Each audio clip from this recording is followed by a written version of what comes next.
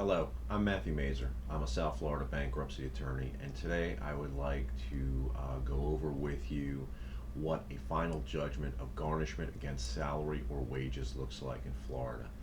This example has been redacted to protect all the parties except for the third party collector slash debt buyer who got this judgment, Midland Funding LLC. They are prolific in the state of Florida in buying debts from other companies and pursuing those debts against individuals and obtaining final judgments of garnishment against salary and wages. Some of you may have already dealt with them. Some of you may deal with them in the future. They buy these debts pennies on the dollar and then pursue them to either get you to settle the debt for full value or less than full value, and if you ignore them, they file a lawsuit against you, and unfortunately, if you don't defend yourself, you end up getting a final judgment of garnishment like this individual did.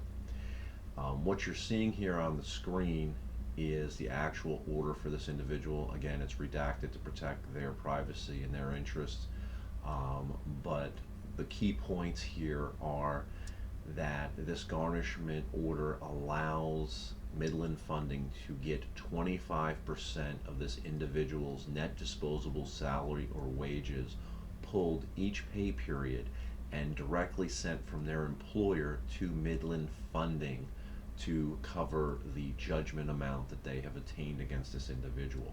On top of that, additional money, $5 for the first payment under this order and $2 for each additional payment, is also taken out of the wages for each pay period to cover the cost of administration and mailing those funds to Midland Funding to pay off the judgment amount. Remember, this judgment is accruing interest, and these payments will continue until this individual is no longer employed by this employer, or the amount is finally paid off, or they decide to take action against this final judgment of garnishment.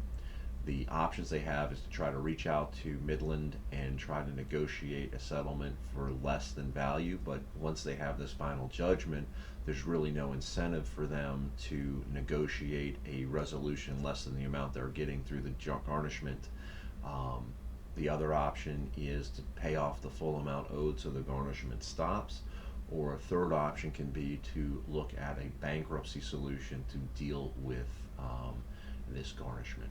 I hope this video has been helpful. I hope seeing what a final judgment of garnishment is and the impact it can have on your income has been beneficial. If you are being pursued for garnishment, it is very important to respond as soon as you're aware of it happening so that you don't get a final judgment where you may have had exemptions and defenses to that final judgment of garnishment. For more information regarding issues of garnishment or bankruptcy, please check out our channel. And again, if you like this video and it's provided you some educational information, please hit the like button and please subscribe to our channel. Thanks so much.